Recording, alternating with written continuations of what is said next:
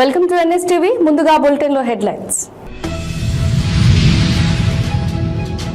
వరంగల్లో చేనేత కార్మికులకు కాంగ్రెస్ ప్రభుత్వం ఇచ్చిన హామీలు నిలుపుకోవాలని నిరసిస్తూ ఏకశిలా పార్క్ నుంచి వరంగల్ కలెక్టరేట్ వరకు నిరసన ర్యాలీలో పాల్గొన్న వందలాది మంది చేనేత కార్మికులు అనంతరం వరంగల్ కలెక్టరేట్ ఎదుట ఆందోళన చేసి కలెక్టర్ కి మెమరాండం అందజేశారు. కమిషన్ల టెండర్ వ్యవస్థ వెంటనే కమిషన్ల టెండర్ వ్యవస్థ వెంటనే కమిషన్ల టెండర్ వ్యవస్థ వెంటనే కమిషన్ల టెండర్ వ్యవస్థ వెంటనే సహకార సంఘాలకు వెంటనే చేనేత సహకార సంఘాలకు వెంటనే చేనేత సహకార సంఘాలకు వెంటనే ప్రభుత్వం వంటి వైఖరి. బైన్సా జిన్నింగ్ అండ్ ప్రెస్సింగ్ ఫ్యాక్టరీలో మృగశిర కార్తె సందర్భంగా మోహన్ రావు పటేల్ ప్రజా ట్రస్ట్ ఆధ్వర్యంలో ఆంబలి పంపిణీ కార్యక్రమాన్ని ఘనంగా నిర్వహించారు. ఈ కార్యక్రమంలో స్థానిక ప్రజలు, రైతులు, కార్మికులు పెద్ద ఎత్తున పాల్గొని ఆంబలిని స్వీకరించారు. ఈ సందర్భంగా ట్రస్ట్ చైర్మన్ మోహన్ రావు పటేల్ మాట్లాడుతూ మృగశిర కార్తె రైతాంగానికి ఎంతో ముఖ్యమైన కాలమని, ఈ సంవత్సరం వర్షాలు సకాలంలో కురిసి రైతులకు అనుకూల పరిస్థితులు నెలకొలాలని భగవంతుని కోరడం జరిగిందని, అదేవిధంగా ప్రతి రైతు కష్టానికి తగిన ఫలితం దక్కి అధిక దిగుబడులు సాధించి ఆర్థికంగా అభివృద్ధి చెందాలని కోరడం జరిగిందని తెలిపారు.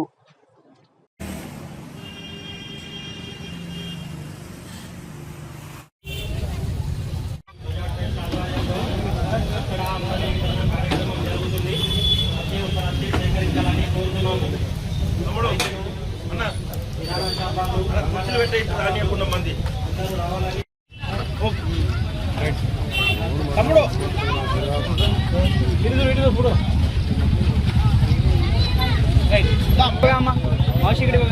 ఓకే రైట్ రైట్ బాబా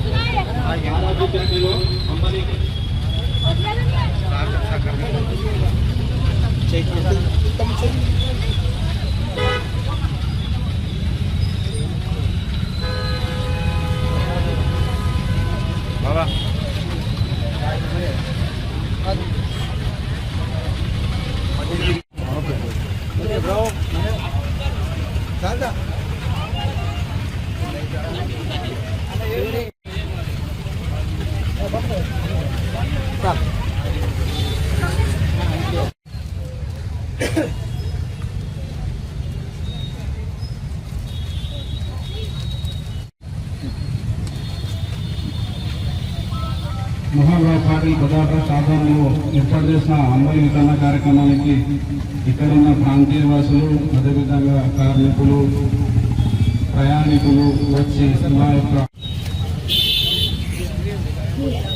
స్వీకరించినందుకు, అదేవిధంగా ఈ ప్రయాణికులు మా యొక్క అంబలి వితరణ కార్యక్రమాన్ని వచ్చి విజయవంతం చేయాలని మనస్ఫూర్తిగా కోరుకుంటూ మోహన్ రావు పాటిల్ ప్రజా ట్రస్ట్ చేరుకులని ధన్యవాదాలు తెలియజేస్తూ ముగిస్తూ ఉన్నాను.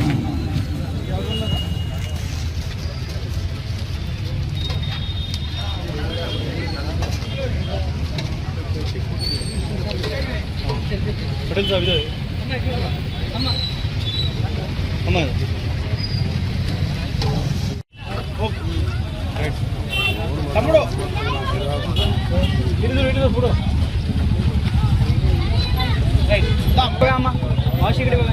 ఓకే రైట్ రైట్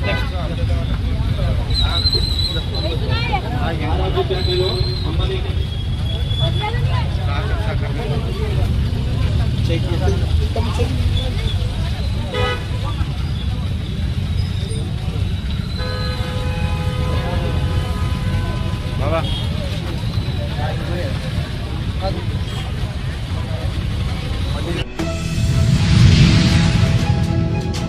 తెలంగాణ రాష్ట్ర ప్రభుత్వం ప్రతిష్టాత్మకంగా చేపట్టిన 99 రోజుల కార్యాచరణ ప్రజాపాలన ప్రగతి ప్రణాళిక కార్యక్రమంలో భాగంగా మెట్పల్లి మున్సిపాలిటీ ఆధ్వర్యంలో వార్డు సభలు కొనసాగుతున్నాయి. ఈ క్రమంలో గురువారం 1, 14, 15, 23, 24 వార్డులకు సంబంధించిన వార్డు సభను గంగపుత్ర సంఘం భవనంలో నిర్వహించారు. ఈ సందర్భంగా అధికారులు ప్రజలకు ప్రభుత్వం అమలు చేస్తున్న సంక్షేమ పథకాలు, మున్సిపాలిటీ చేపడుతున్న అభివృద్ధి కార్యక్రమాలపై అవగాహన కల్పించారు.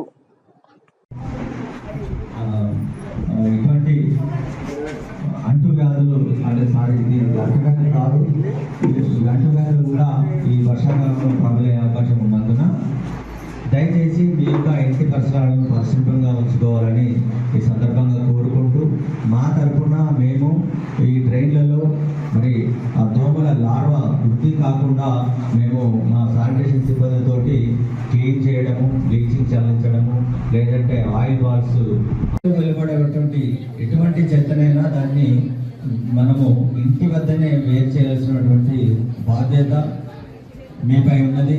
దయచేసి మీ ఇంట్లో వెలువడినటువంటి చెత్తను, తడి చెత్తను తడి చెత్తగా, పొడి చెత్తను పొడి చెత్తగా వేరు చేయడమే కాకుండా డైపర్స్ లాంటివి లేదంటే ప్లాస్టిక్ లాంటివి మెడికల్ సంబంధించినటువంటి వాటిని మరొక ఒక కవర్లో పెట్టాలి. ఇక్కడ కవర్ అంటే దయచేసి గమనించాలి, ప్లాస్టిక్లో 150 మైక్రాన్ల కంటే తక్కువ ఉన్నటువంటి ప్లాస్టిక్ను మనము వాడకూడదని మనకు నిబంధనలు ఉన్నాయి. ఎందుకంటే అటువంటి ప్లాస్టిక్ భూమిలో మనము అది కరగని పరిస్థితి, అంటే ఒక సార్ కొంచెం అది వచ్చే వర్షాకాలం ఉంది కాబట్టి కొంచెం అది తీసుకోండి సార్. ఇంకోటి అమ్మ పెన్షన్స్ విషయానికి వస్తే ఖచ్చితంగా అందరికి పెన్షన్స్ వస్తాయి. దయచేసి తొందరపడి ఇప్పుడే రాకండి. పెన్షన్స్ నోటిఫికేషన్ వచ్చిన తర్వాత మా అందరికి ఇంటిమేషన్ ఉంటుంది. ఇచ్చిన తర్వాత మీ వార్డు కౌన్సిలర్లు కానీ వార్డు ఆఫీసర్లు అందరూ మీ అందరికి ఇన్ఫర్మేషన్ ఇస్తారు. అప్పుడు మీ అందరు దయచేసి అప్పటి వరకు కొంచెం ఓపిక ఉండండి. ప్రతి ఒక్కరు కొందరు ఏంటంటే మార్నింగ్ లేస్తే కౌన్సిలర్ ఇంటికి కానీ అందరి ఇంటికి వస్తున్నారు. దయచేసి అట్లా రాకండి. ఖచ్చితంగా పెన్షన్స్ రిలీజ్ అయిన తర్వాత మేము ఇన్ఫర్మేషన్ ఇస్తాం. ఇచ్చిన తర్వాత ప్రతి ఒక్కరి దగ్గర నుంచి అప్లికేషన్స్ తీసుకుంటాం. ఎవరైతే అర్హులు ఉంటారో వాళ్ళందరికీ పెన్షన్స్ ఇప్పించే బాధ్యత మాది. సో ఇంకోటి ఏంటంటే ఇప్పుడు వచ్చే వర్షాకాలం కొంచెం జాగ్రత్తగా ఉండండి. అట్లనే ప్రతి ఒక్కరు ఇప్పుడు జూలైలో చెట్లు ఇస్తారు. ఖచ్చితంగా బాధ్యతగా ప్రతి ఒక్కరు వాళ్ళ ఇళ్లలో ఒక చెట్లు నాటుకోండి అమ్మా. సో పర్యావరణం రక్షించడం కూడా మన అందరి బాధ్యత. సో ప్రతి ఒక్క పథకం గవర్నమెంట్ నుంచి వచ్చే ఏ స్కీమ్ అయినా సరే, ఇందిరా బిల్లు కానీ తర్వాత ఏంటి ఈ పెన్షన్స్ కానీ ఇప్పించే బాధ్యత ఖచ్చితంగా మా పైన ఉంటుంది. మేము ఖచ్చితంగా చేస్తాం. అట్లనే ఇప్పుడు పెన్షన్ కొందరు లైవ్ వెరిఫికేషన్ చేసుకోవచ్చు. చిట్టాలలో ఉంటే హైదరాబాద్లో కానీ ఎక్కడైనా బొంబాయిలో ఉంటే వాళ్ళందరికీ ఇంటిమేషన్ ఇచ్చి 15వ తారీఖు లోపల పెన్షన్ లైవ్ అథెంటికేషన్ చేయించుకోవాలని చెప్పి కోరుకుంటున్నా. ఈ కార్యక్రమానికి ఈ అవకాశం ఇచ్చిన ప్రతి ఒక్కరికి thank you very much.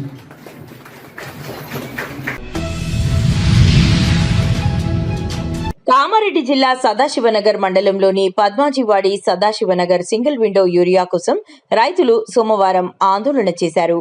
పద్మాజీవాడి single విండోలో ఆదివారం దాదాపు 3,500 యూరియా బస్తాలు వచ్చాయని, వీటిని సోమవారం ఉదయం 6 గంటల నుంచి యాప్ ఓపెన్ చేయగా 20 నిమిషాల్లో యూరియా 1,606 రైతులు బుక్ చేసుకున్నారని, సోమవారం ఉదయం ఎరువుల కోసం వచ్చిన రైతులకు సర్వర్ రావడం లేదని సొసైటీ సిబ్బంది చెప్పడంతో రైతులు ఆందోళనకు దిగారని, వెంటనే కొంతమంది రైతులు ఆ విషయాన్ని ఉమ్మడి సదాశివనగర్ మండల మాజీ జెడ్పీటీసీ పడిగెల రాజేశ్వరరావు గారికి ఫోన్ ద్వారా సమాచారం అందించారని తెలిపారు.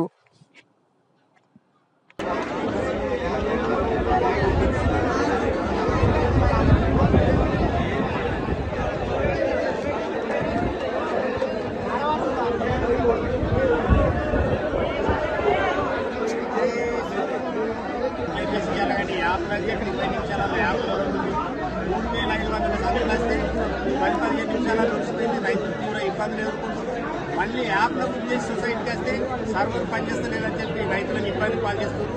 కాంగ్రెస్ ప్రభుత్వం ఇప్పటికైనా రైతుల వ్యవసాయం చేసుకోమంటదా, చేసుకోవాలంటదా? మరి అన్నదాన ప్రకటించేదో నష్టపరిహారం ఇస్తే మరి రైతులు ఇంటి దగ్గర ప్రభుత్వానికి సిగ్గుండాలా?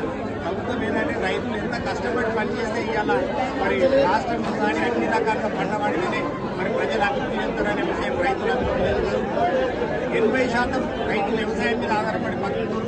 మరి అటువంటి వాళ్ళకు ఏదున్న ఇబ్బంది అన్ని వాళ్ళ కొనుగోలు ఇబ్బంది, మక్కలు కొనుగోలు, జొన్నలు కొనుగోలు లేదు, ఏది ఇక్కడికి మాటలు చెప్పి కాలం వెళ్ళదీసుకుని తప్ప రైతులకు ఇబ్బంది చేస్తున్నారు. వాటి రైతు బంధు చేయలేదు. మరి ఎరువుల విషయంలో ఇప్పటికైనా వెంటనే ప్రభుత్వం స్పందించి ఈ యాప్ కాకుండా మీరు స్టాక్ పెట్టి ఎకరాన 2 సంచులు ఇస్తారా, 3 సంచులు ఇస్తారా, గతంలో చేసి ఆ బుక్కుల ప్రకారం రైతులకు ఇచ్చినట్టయితే ఏ గడబడి ఉంటుంది, ఏ ఇబ్బంది ఉంటుంది. ఇప్పుడు అటు పని ఖరాబ్ అవుతుంది, విత్తనాలు ఇచ్చే సమయం వచ్చింది, రైతులు తీవ్ర ఇబ్బందులు ఎదుర్కొంటున్నారు. ప్రభుత్వం కలుసుకొని మరి ఎక్కువ స్టాక్ గురించి అవసరమైతే ఊరికి గురించి అక్కడే కూరలు ఇస్తే బాగుంటుందని చెప్పి మేము డిమాండ్ చేస్తున్నాం. లేకపోతే కాంగ్రెస్ ప్రభుత్వానికి, కాంగ్రెస్ నాయకులను ఎకరాల అడుగు కూడా పెట్టనీయము. మరి ఇక్కడ స్థానిక ఎమ్మెల్యే కూడా ఇప్పటికైనా గుర్తు తెచ్చుకొని రైతుల కోసం మరి మీరు ప్రభుత్వంతో కొట్లాడతారా, ముఖ్యమంత్రితో కొట్లాడతారా, రైతులకు అందుబాటులో యూరియా ఎరువులు, కాంప్లెక్స్ ఎరువులు కూడా ఇవాళ దిక్కులేవు. మరి దాన్ని కూడా రేటు పెంచారు. ప్రైవేట్ వ్యాపారస్తుల దగ్గర తప్ప సొసైటీలో కాంప్లెక్స్ ఎరువులు లేవు. రైతులు తీవ్ర ఇబ్బందులు ఎదుర్కొంటున్నారు. మరి వ్యవసాయం ఎట్లా చేసుకుంటారనే విషయాన్ని ఒకసారి ప్రభుత్వం కూడా ఆలోచించాలా. ఇలా రైతు కష్టపడితేనే మరి మీకు ఆదాయం వస్తుంది. ఇవాళ మీరు సీట్ల మీద కూర్చున్నారు. మరి రైతులు విస్మరిస్తే రైతు ఏడ్చిన రాజ్యం ఉన్నదట, ఎంత ఏడ్చిన ఎంత ఉన్నదనే శాస్త్రం లెక్క ప్రభుత్వం గుట్టగా లేకుండా పోతుంది. ఇప్పటికైనా ప్రభుత్వం ఒక చేసి యాప్ను బంద్ చేసి మీరు ఇచ్చిన బుక్కుల ప్రకారం ఎకరాల 2 సంచులు ఇస్తారా, 1 సంచులు ఇస్తారా, ఖచ్చితంగా సొసైటీలలో మీరు సరఫరా చేసి రైతులను ఆదుకోవాలని చెప్పి మేము డిమాండ్ చేస్తున్నాం. జై తెలంగాణ.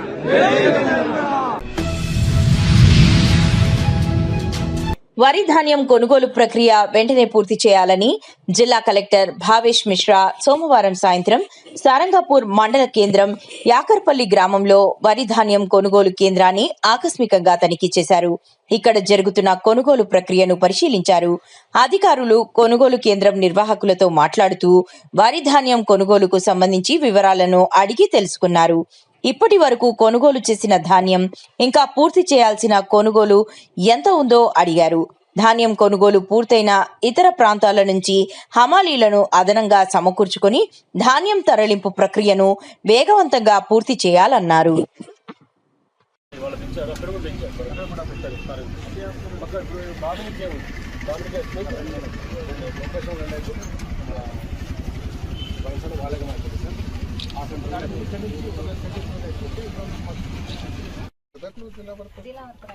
దిలావర్పూర్ ఎవరు మార్నింగ్ వరకు అయిపోతుంది. అంబరిపేట కడంలో సరే. ఖానాపూర్లో ఖానాపూర్ ఏఎంసీ ఖానాపూర్ ఏఎంసీ కూడా ఇలా నైట్ క్లోజ్ అవుతుంది. ఎంత దూరం ఉంది ఇక్కడ నుంచి? వెళ్ళి చూసుకోండి. అక్కడ ఏం సమస్య లేదు. అక్కడ 5 వెహికల్ పంపిస్తే 5 వెహికల్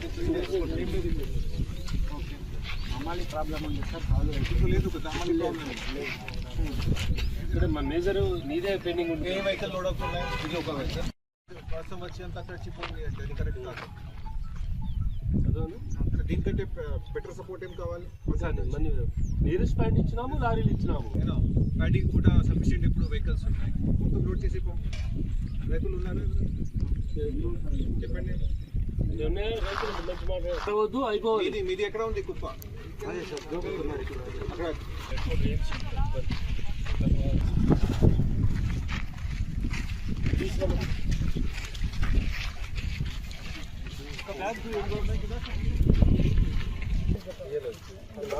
కడ ఎంత ఇస్తుంది? 40 వస్తలేదు సార్. 41 చోట 40 వస్తుంది. వస్తు వస్తుంది.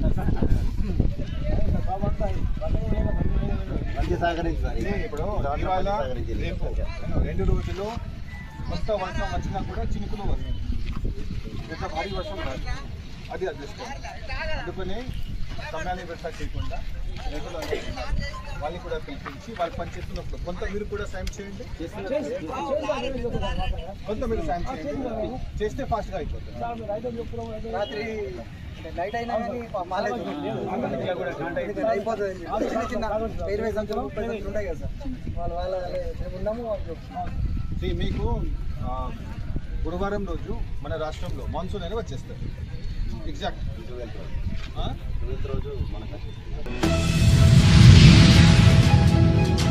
110 రూపాయలకు లాలాగూడ పిఎస్ పరిమితుల కింద 2 డెలివరీ బాయ్లు డాబీ వినోద్ మరియు మక్కల మోహన్ మధ్యప్రదేశ్లోని బాలాఘాట్ జిల్లా కిమాపూర్ తహసీల్కు చెందిన ప్రకాష్ దేశ్ముఖ్ ను హత్య చేసినట్లు సికింద్రాబాద్ డీసీపీ రక్షిత్ కృష్ణమూర్తి తెలిపారు. దొంగలించబడిన ఒక మొబైల్ మరియు నేరానికి ఉపయోగించిన ఎలక్ట్రిక్ బైక్ ను పోలీసులు స్వాధీనం చేసుకున్నారు. 2021లో మల్కాజ్గిరి పోలీస్ కమిషనరేట్ లో నిందితుడు వినోద్ కు నేర చరిత్ర ఉంది. మరో నిందితుడు మోహన్ కు ఎలాంటి క్రైమ్ రికార్డ్ లేదని తెలిపారు.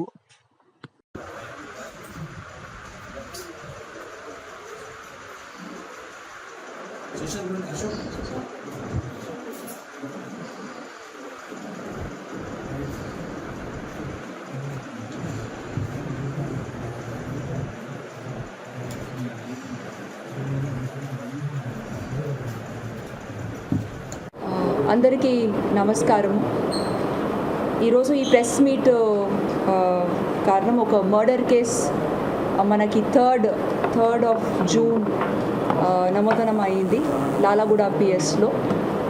Crime number 239/2026 under sections of murder లో పెట్టి ఈ కేసు నమోదనం చేశాము. ఈరోజు ఎర్లీ మార్నింగ్ మనకి ఇద్దరు అక్యూజ్డ్ దాబే వినోద్ అండ్ మక్కల మోహన్ ఇద్దరు డెలివరీ పని చేస్తున్నారు. ఒకరేమో గ్రాసరీస్ డెలివరీ చేసి బతుకుతున్నారు, ఇంకొకరు స్విగ్గీ డెలివరీ బాయ్. వీళ్ళిద్దరూ కలిసి ఒక person Jayaprakash Deshmukh 38 years Balaghat district of మధ్యప్రదేశ్కి చెందిన వ్యక్తిని 3rd నాడు మనకి బాడీ దొరికింది. సో వీళ్ళని ఈరోజు ఎర్లీ అవర్స్లో మనకి సికింద్రాబాద్ రైల్వే స్టేషన్ దగ్గర ఉంటే పట్టుకున్నాము. సో వీళ్ళ దగ్గర నుంచి మనకి ఒక డిసీజ్డ్ది మొబైల్ ఫోన్, అంటే చనిపోయే వ్యక్తి నుంచి ఒక మొబైల్ ఫోన్ తీసుకున్నారు. ప్లస్ ఈ ఒఫెన్స్కి యూజ్ చేసిన ఒక బైక్ కూడా వాళ్ళ నుంచి మేము సీజ్ చేసాం. మీకు అందరికీ తెలుసు ఈ ఫ్యాక్ట్స్ ఆఫ్ ద కేస్. మనకి 3rd నాడు ఎర్లీ అవర్స్లో ఒక అన్నోన్ డెడ్ బాడీ కనపడింది ఈ రైల్వే బ్రిడ్జ్ దగ్గర, తుకారాం గేట్ దగ్గర. అండ్ మనకి ఒక డయల్ 100 కాల్ వస్తే పోలీస్ సిబ్బంది అక్కడ ఇమ్మీడియట్లీ, లాలాగూడ పోలీస్ వాళ్ళు అక్కడ ఇమ్మీడియట్లీ వెళ్ళారు. అప్పటికి చూస్తే ఒకటి డెడ్ బాడీ ఉంది అండ్ వయసు ఒక 25 to 30 years మధ్యంలో ఉన్న వ్యక్తి ఉన్నారు అక్కడ. అండ్ బ్లడ్లో వాళ్ళు పడున్నారు. అండ్ వాళ్ళ పక్కనే ఒక రెండు స్టోన్స్, పెద్ద స్టోన్స్లో ఆ స్టోన్స్ మీద కూడా బ్లడ్ స్టెయిన్స్ కనపడుతున్నాయి. అండ్ అక్కడ పక్కలోనే ఒక లిక్కర్ స్మాల్ బాటిల్ దొరికింది అండ్ ఒక బెల్ట్ బ్యాగ్, అంటే ఈ ఫ్యానీ ప్యాక్ లాగా ఒకటి బ్యాగ్ వేసుకుంటారు కదా, అదిలో ఫోను.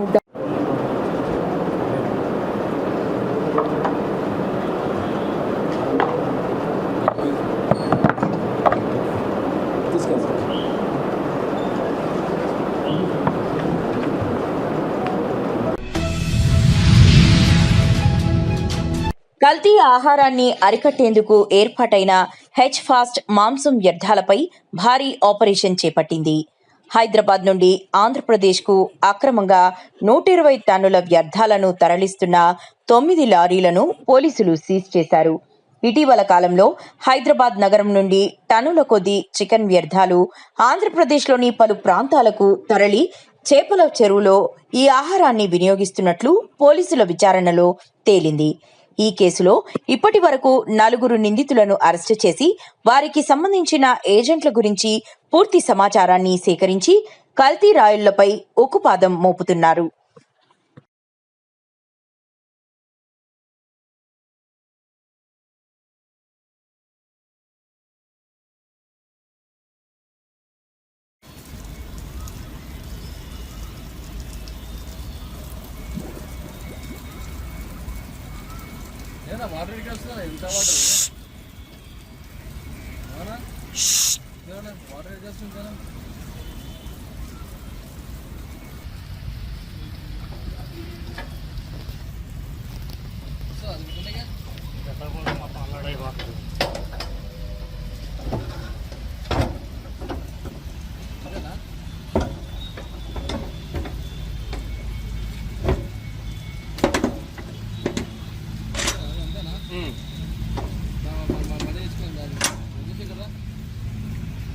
మన Hyderabad city H fast team ఒక విశ్వసనీయ సమాచారం పైన ఈ chicken wastage material transportation gang కి పట్టుకోవడం జరిగింది. ఈ రోజు మేము 4 persons కి అప్రెంట్ చేశాము. టోటల్ 7 vehicles సీజ్ చేసి దీంట్లో almost 90 to 100 tons of chicken waste material మన దొరికింది. మీ అందరికీ తెలుసు మన హైదరాబాద్ సిటీ లిమిట్ లో రెగ్యులర్ గా ఈ చికెన్ వేస్టేజ్ మెటీరియల్ చాలా జనరేట్ అవుతుంది. ఈ అన్ని మొత్తం మెటీరియల్ మన జిహెచ్ఎంసి గవర్నమెంట్ సైడ్ నుంచి ఒకటి రెండరింగ్ ప్లాంట్ ఉంది. ఆ రెండరింగ్ ప్లాంట్ లో పోవాలి, అక్కడ సైంటిఫిక్ గా ప్రాసెస్ చేయాలి. ఆ ప్రాసెస్ చేసి తర్వాత ఫిష్ ఫీడింగ్ కోసం, డాగ్ ఫీడింగ్ కోసం, పోల్ట్రీ ఫీడింగ్ కోసం యూజ్ చేయొచ్చు. మరి ఇది కాకుండా కొంతమంది ఏజెంట్ ఈ డైరెక్ట్ గా ఈ చికెన్ షాప్ నుంచి చికెన్ వేస్టేజ్ మెటీరియల్ తక్కువ ప్రైస్ లో పర్చేజ్ చేసి ఇక్కడ ఇల్లీగల్గా డంప్ చేసి ఇక్కడ నుంచి ఆంధ్రప్రదేశ్లో ట్రాన్స్పోర్ట్ చేస్తున్నారు. ఈ ఆంధ్రప్రదేశ్లో పోయిన తర్వాత ఈ అన్ని మొత్తం చికెన్ వేస్టేజ్ మటీరియల్ ఈ చేపల చెరువులో ఆహార కోసం యూజ్ చేస్తున్నారు. ఇది చాలా హానికారక ఉంది. దీంట్లో కొన్ని కార్సినోజెనిక్ ఏజెంట్స్ కూడా ఉన్నాయి. ఎందుకంటే వాళ్ళు విదౌట్ సైంటిఫిక్ ప్రాసెస్ డైరెక్ట్గా ఇస్తున్నారు కాబట్టి. సో ఇది ఫిష్ తిని తర్వాత మన క్యాన్సర్ లాగా భయంకర డిసీజ్ రావడానికి కూడా అవకాశం ఉంది. సో ఈ పబ్లిక్ ఆరోగ్యానికి చాలా డేంజరస్ ఉంది. సో దీనిపైన మన హెచ్ టీమ్ ప్రాపర్గా ఐడెంటిఫై చేసి ఈ రోజు రేడ్ చేయడం జరిగింది. ఇంకా ఎవరైనా దీంట్లో ఇన్వాల్వ్మెంట్ ఉంది ట్రాన్స్పోర్టేషన్లో, ఇంకా ఎవరైనా ఇలాగా ఏజెంట్స్ ఉన్నారు వాళ్ళకి కూడా ఐడెంటిఫై చేసి వాళ్ళ పైన కూడా సీరియస్గా యాక్షన్ చేస్తాము. ఈనాడు సంస్థల అధినేత పద్మవిభూషణ్ శ్రీ చెరుకూరి రామోజీరావు గారి ద్వితీయ వర్ధంతి సందర్భంగా గొల్లపూడిలోని కార్యాలయంలో తెలుగుదేశం పార్టీ రాష్ట్ర ప్రధాన కార్యదర్శి మాజీ మంత్రి దేవినేని ఉమామహేశ్వరరావు స్థానిక నేతలతో కలిసి ఆయన చిత్రపటానికి పూలమాలలు సమర్పించి నివాళులర్పించారు. ఈ సందర్భంగా దేవినేని ఉమా మాట్లాడుతూ సామాన్య రైతు కుటుంబంలో జన్మించి అసామాన్య శిఖరాలను అధిరోహించిన మహనీయుడు రామోజీరావు అని పేర్కొన్నారు. తెలుగు జర్నలిజాన్ని కొత్త దిశానిర్దేశం చేసి స్వేచ్ఛాయుతమైన విలువల జర్నలిజానికి ఆయన నిలువెత్తు నిదర్శనంగా నిలిచారని అన్నారు. ప్రజల హృదయాల్లో చిరస్థాయిగా ఉన్నారు. సామాన్య రైతు కుటుంబంలో పుట్టి పెదపారపూడి, గుడివాడ, కృష్ణా జిల్లా అసామాన్యంగా మరి మేరు నవధీరుడుగా మీడియాలో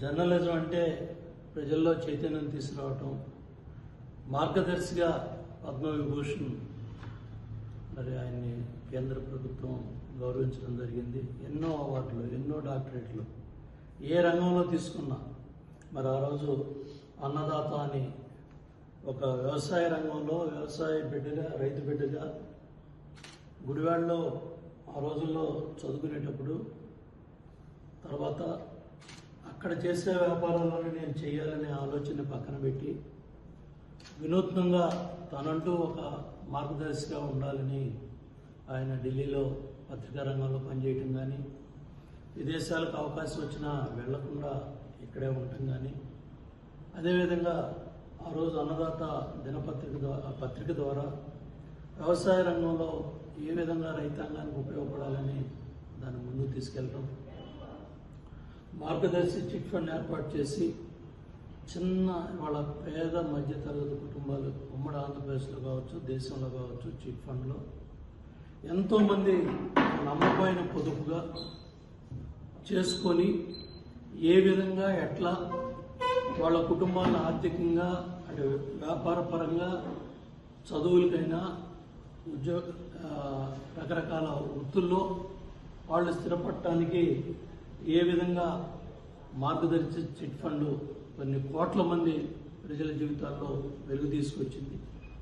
అట్లాగే విశాఖపట్నంలో ఈనాడు దినపత్రిక తెల్లవారే ముందే ప్రజల చేతిలో పత్రిక ఉండేది. కేంద్రంలో, రాష్ట్రంలో ఎవరు అధికారం ఉన్నా అనేది కాదు ఆయనకి.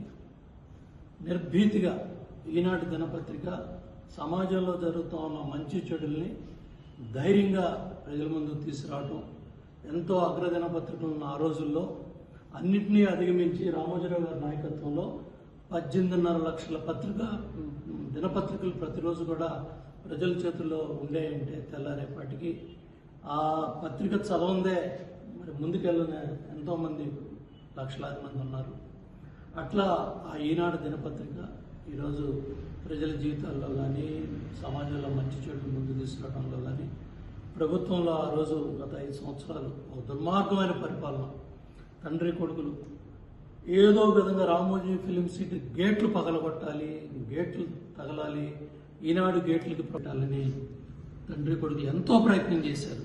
కానీ మీడియా రంగంలో ఆయన చూపిన స్ఫూర్తి కావచ్చు, కేంద్రంలో, రాష్ట్రంలో ముఖ్యమంత్రులు కావచ్చు, ప్రధానమంత్రులు కావచ్చు, రాష్ట్రపతులుగా చేసిన వాళ్ళు కావచ్చు, వైస్ ప్రెసిడెంట్లుగా చేసిన వాళ్ళు కావచ్చు, ఎన్నో దేశాల ముఖ్యమంత్రులు కావచ్చు, ఎన్నో రాష్ట్రాల ముఖ్యమంత్రులు కావచ్చు, రామోజీ ఫిలిం సిటీకి వచ్చి రామోజీరావు గారితో కలిసి చర్చించి మరి ఎన్నో ఆలోచన విధాలు ముందుకు తీసుకెళ్లిన మహానుభావులు ఎంతోమంది ఉన్నారు. రామోజీ ఫిలిం సిటీ అనేది హాలీవుడ్ స్థాయిలో ఇవాళ దేశ విదేశాలకు సంబంధించిన ఎన్నో సినిమాలు, పక్క రాష్ట్రాలు కావచ్చు, హాలీవుడ్ కావచ్చు, టాలీవుడ్ కావచ్చు, బాలీవుడ్ కావచ్చు, ఎన్నో దేశాల నుంచి రామోజీ ఫిలిం సిటీకి వచ్చి హైదరాబాద్ వచ్చి ఒక అద్భుతమైన కళాఖండాలు, సినిమాలు, బాహుబలి కావచ్చు, ఎన్నో సినిమాలు ప్రపంచ స్థాయిలో, దేశ స్థాయిలో ఎన్నో సినిమాలు, ఇంగ్లీష్ కావచ్చు, హిందీ కావచ్చు, తెలుగు కావచ్చు, మరాఠీ కావచ్చు, కన్నడ కావచ్చు, ఎన్నో భాషల్లో, తమిళ కావచ్చు, ఎన్నో భాషల్లో చిత్రాలు తీసే విధంగా రామోజీ ఫిలిం సిటీని ఒక లక్షలాది మంది ప్రతిరోజు మరి ఆ ప్రాంతానికి వెళ్ళి దర్శించే విధంగా రామోజీరావు గారు దాన్ని తీర్చిదిద్దారు. అట్లాగే భార్య పేరు మీదుగా రామాదేవి స్కూల్ని ఏర్పాటు చేయడం కావచ్చు, అట్లాగే ఏదైతే డాల్ఫిన్ హోటల్స్ విశాఖపట్నంలో ఆ రోజుల్లోనే డాల్ఫిన్ హోటల్స్ చైర్మన్గా రామోజీరావు గారు ఈనాడు దినపత్రిక, డాల్ఫిన్ హోటల్స్, అదేవిధంగా అన్నదాత పేపర్, మార్గదర్శి చిట్ ఫండ్, అట్లాగే ప్రియా పచ్చళ్ళు మరి మనందరికీ తెలుసు, దేశ విదేశాల్లో ప్రియా పచ్చడి తెలియని తెలుగువాడు లేడు ఖండాంతరాల్లో. ఆ విధంగా ప్రియా పచ్చడికి ఓ బ్రాండ్, కళాంజలి, ఎన్నో మరి వాళ్ళ వివిధ రాష్ట్రాల కళాకృతులన్నీ కూడా అక్కడ ఆ విధంగా దొరికే విధంగా మరి కళాంజలిని తీర్చిదిద్దడం కావచ్చు. మరి సినీ రంగంలో, మీడియా రంగమే కాదు, సినీ రంగంలో మయూరి కావచ్చు, ప్రతిఘటన కావచ్చు, ఎన్నో కళాఖండాలు, ఎన్నో ఫిల్మ్ఫేర్ అవార్డులు, ఎన్నో దేశీయ రాష్ట్రీయ అవార్డులు, అవన్నీ సినిమా రంగంలో కూడా ఆయన తనకంటూ ఒక బలమైన ముద్ర మయూరి పిక్చర్స్ రామోజీరావు గారి బ్యానర్ మీద ఒక సినిమా వచ్చిందంటే కళాత్మకంగా, సందేశాత్మకంగా మరి ఆ విధంగా తీర్చిదిద్దారు ఆయన. అంతేకాకుండా పార్టీ ఆవిర్భావం, కాంగ్రెస్ మీద ఆ రోజు కేంద్రంలో ఉన్న ప్రభుత్వాల మీద పోరాటం కావచ్చు, అదేవిధంగా రామారావు గారు మరి తెలుగుదేశం పార్టీని స్థాపించినప్పుడు ఆ రోజుల్లో ఈనాడు వ్యవస్థలో పనిచేసిన చాలామంది కీలకమైన పనుల్లో పనిచేశారు. దాంట్లో పనిచేసిన మన జర్నలిస్ట్గా పనిచేసిన కాలువ శ్రీనివాస్ గారు ఎంపీగా, రాష్ట్ర మంత్రిగా, ఈరోజు ఎమ్మెల్యేగా పనిచేస్తున్నారు.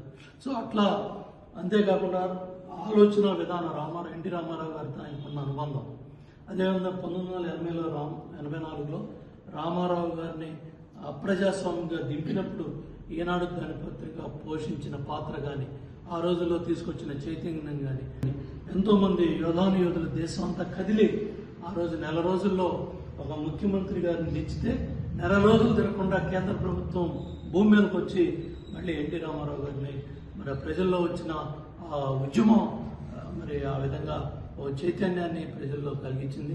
రామారావు గారు లాంటి యుగ పురుషుడు, తెలుగు జాతికే ఆత్మగౌరవ నినాదాన్ని అందించిన మహానుభావుడు నందమూరి తారక రామారావు గారు కావచ్చు, ఈ మరి రామోజీరావు గారు కావచ్చు, అట్లాగే ఈరోజు మన ఆత్మవిశ్వాసాన్ని దేశవ్యాప్తంగా ఇవాళ చంద్రబాబు నాయుడు ఖండాంతరాల్లో తెలుగు వారిని ముందుకు తీసుకెళ్ళడం కావచ్చు, ఇవన్నీ కూడా భావితరాలకి మార్గదర్శకంగా మనం ఇవాళ రామోజీరావు గారు ఏ రంగంలో తీసుకున్నా కూడా ఆ విధంగా ఒక చైతన్యాన్ని తీసుకొచ్చి ఒక మార్గదర్శిగా ఇవాళ ఏ రంగం తీసుకున్నా అదేవిధంగా ఎక్కడా కూడా ఈటీవీ నెట్వర్క్ అన్ని రాష్ట్రాల్లో వాళ్ళ భాషల్లో ఈటీవీ2 లేదా ఈటీవీ విన్ ఇట్లా ఎన్నో ఛానల్స్ రామోజీ ఫిలిం సిటీ నుంచి దేశవ్యాప్తంగా అన్ని రాష్ట్రాల్లో కూడా వాళ్ళ భాషల్లో ఆ ప్రాంతీయ ప్రజల, ఆ రాష్ట్ర ప్రజల ఆశయాలకి, వాళ్ళ ఊహలకు అనుగుణంగా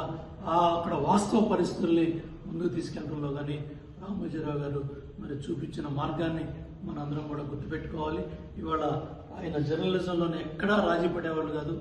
ఉన్నదన్నట్టుగా మరి ఆయన తెల్ల దుస్తులు, ఆయన ఎన్టీ రామారావు గారు ఏ విధంగా అయితే తెలుగు భాషనే మాట్లాడతారో, ఏ విధంగా తెలుగు భాషను ప్రోత్సహించారో, అట్లాగే రామోజీరావు గారు కూడా ఈనాడు దినపత్రికలో తెలుగు భాష మీద నిఘంటువులు కావచ్చు, ఆయన తయారు చేసిన నిఘంటువులు కావచ్చు, తెలుగు భాషలో ఆయన ఇచ్చిన ఆ నిఘంటువుల్ని ప్రజలు ప్రతి ఒక్కరు కూడా చదవాలి, చూడాలి. ఆ భాష ఇవాళ తెలుగు భాష బతికుందంటే ఈనాడు దినపత్రికలో మరి ఆ పట్టు, ఆ మాటల కూర్పు ఈరోజు కూడా అందరికీ ఆదర్శనీయం. ఇవాళ ఈటీవీ ఛానల్స్ దేశవ్యాప్తంగా కూడా ఏ విధంగా చైతన్యం తీసుకొస్తున్నాయో తెలుసు. తప్పకుండా రామోజీరావు గారిని అందరూ కూడా ఆదర్శంగా తీసుకొని ఆయన అడుగుజాడల్లో అందరూ ముందుకెళ్లాలని, జర్నలిస్టులు అందరూ కూడా గర్వంగా, ఒక స్ఫూర్తిగా, ఒక ధైర్యంగా, ఒక చైతన్యంగా మరి ఉన్నట్టు సమాజంలో రాసే స్ఫూర్తిని రామోజీరావు గారు ప్రతి ఒక్కరు కూడా విలువలు నేర్పి ఆదర్శవంతుడిగా వెళ్ళాడు. ఆయన వెళ్ళటంలో కూడా ఆ రోజుల్లో మరి గత 5 ఏళ్లలో దుర్మార్గ పరిపాలన మీద ఏదైతే మరి ఒక పేదవాడి భూమిని సెంటు భూమి దగ్గర నుంచి 1 ఎకరం భూమి దాకా లాక్కోవడానికి చేసిన ప్రయత్నాన్ని ఈనాడు తీసుకొచ్చిన చైతన్యం చాలా పెద్ద చైతన్యం. అట్లాగే ఎన్నికలైన తర్వాత ఆయన ఎంతో సంతృప్తిగా ఒక రాక్షస పరిపాలనని తెలుగు రాష్ట్రాల్లో ఒక రాక్షస పరిపాలనని ఈ ఆంధ్రప్రదేశ్ రాష్ట్రంలో మరి తుదముంటి ఇచ్చింది రాష్ట్ర ప్రజలు. మరి దాన్ని తుదముట్టి ఇచ్చారని ఆయన ఎంతో ఆత్మ తృప్తితో సంతృప్తితో ఆయన ఎన్నికల అనంతరం మరి మన మధ్య లేకుండా పోవడం జరిగింది. అప్పుడే 2 సంవత్సరాలు మరి ఇవన్నీ కూడా జరిగాయి. చంద్రబాబు నాయుడు గారు కూడా రామోజీరావు గారి ఆశయాలు కావచ్చు, సిద్ధాంతాలు కావచ్చు, ఆయన వ్యక్తిత్వం కావచ్చు, ఆయన ఎంతో గౌరవించి చంద్రబాబు నాయుడు గారు మరి ఎప్పుడు కూడా అవన్నీ చెప్తూ ఉంటారు. తప్పకుండా అటువంటి మహానుభావుడికి నివాళులు అర్పిస్తూ జోహార్ రామోజీరావు గారు. జోహార్.